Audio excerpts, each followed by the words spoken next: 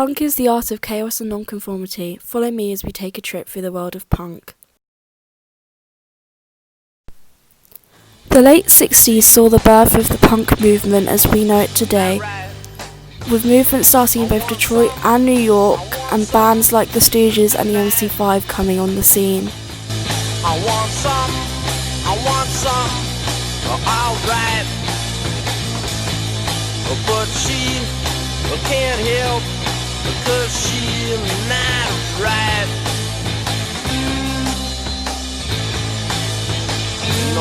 No.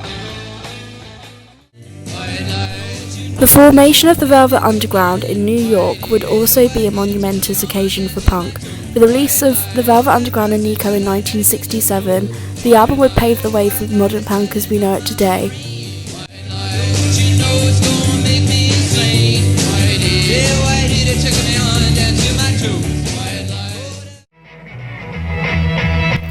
The formation of bands such as MC5 would also later inspire punk bands with their new and experimental sound.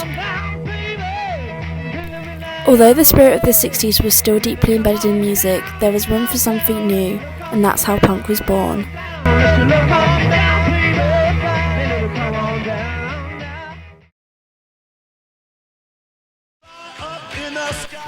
1971 saw the formation of the New York Dolls after David Johnson joins Actress.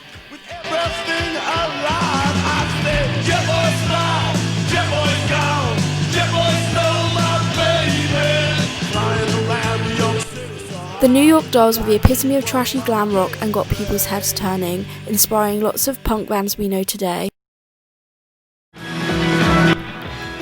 1970 saw the birth of the New York punk scene.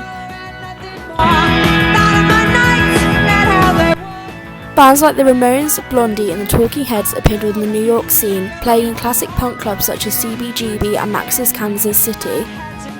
Newer experimental sounds were being explored, which propelled the punk movement forward. 1975 saw the appearance of what some may call the pioneer of punks. The Pistols appeared on the scene, making their first live appearance in 1975.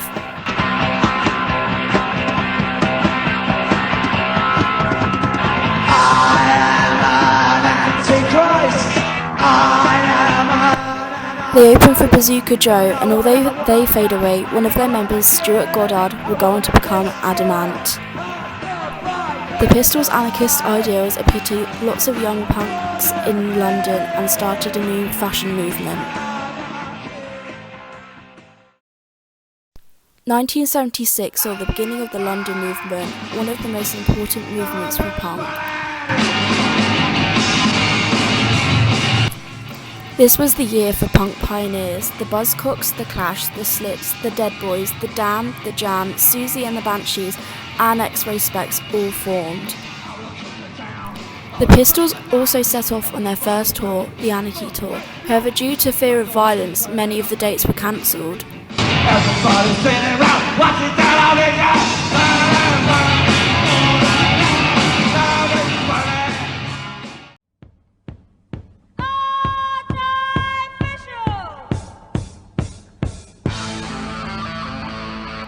The formation of X-Ray Spex was also important for punk, as they were the first main female punk band on the scene.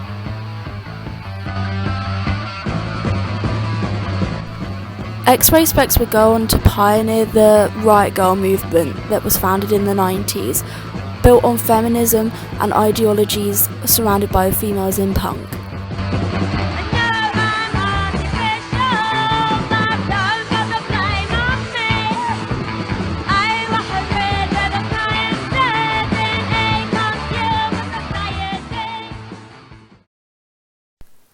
1977 saw the appearance of American hardcore, a subgenre of punk.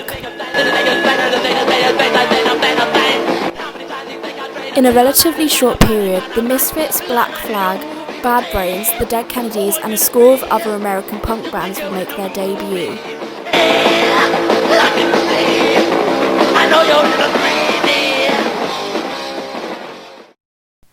The same span also covers the entire career of one of the most notorious figures in punk history. It was meant to happen.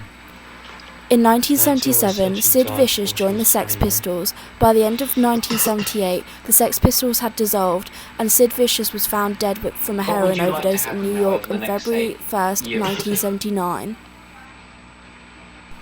Although Sid's death is still considered a tragedy today, he is still seen as one of the pioneers of punk. Any kind of fun, just fun. 1980 saw the first rise and fall of American hardcore.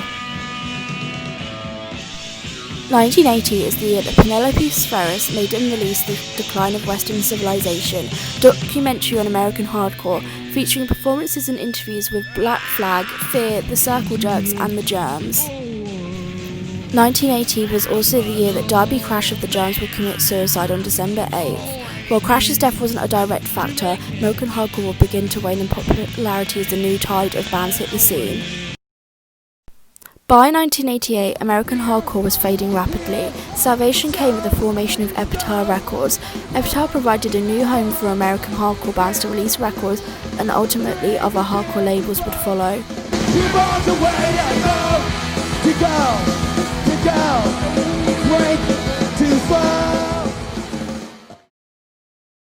1989, a band called The Sweet Children made an appearance. They would soon change their name to Green Day and create a scene for the next wave of pop punk. These bands would include Blink-182, Mixed Pigs, and Australia's The Living End, and would be rolling in full force by 1992. The 90s would create a growing feeling that punk rock was a male-dominated scene, and would create a new need for the Riot Grrrl movement during this time. Bikini Kill's first appearance in 1990 founded this movement of punk rock feminism. The old school continued to disappear. The Talking Heads broke up in 1991, and Johnny Thunders of New York Dolls died of an overdose in 1991, to be followed by his former bandmate Jerry Nolan, who died of a stroke the next year.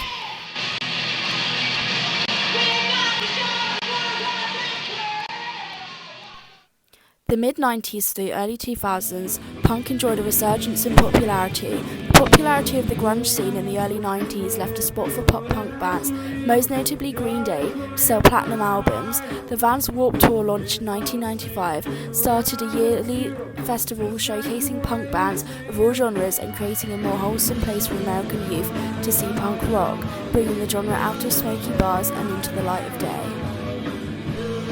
Although punk as we know it is dead today, it has left a lasting influence on the music that we listen to, whether that's on the radio or old records.